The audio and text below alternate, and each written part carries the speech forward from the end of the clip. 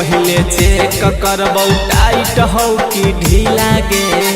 देखे में खाली लगौ ऊपर से पीला गे।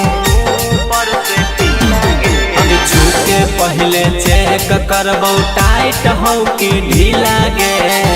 ऊपर से देखे में खाली लगौ पीला पीला गे। धैले धैले लग जीतौ चीजवा में तोर घामा। धैले धैले लग जीतौ चीजवा में तोर घामा। आगे कैसे किलो हकौ छौरी आमा के तोर दामा।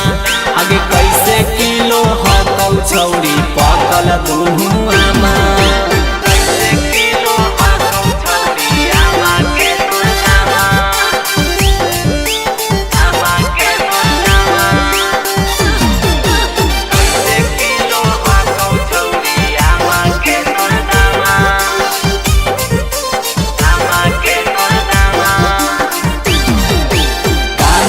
से कराले मोहनिया बन जैतौ जतारा गे।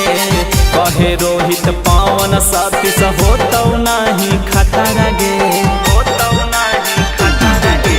गांधीला से कराले मोहनिया बन जैतौ जतारा गे। कहे पवन रोहित सतीश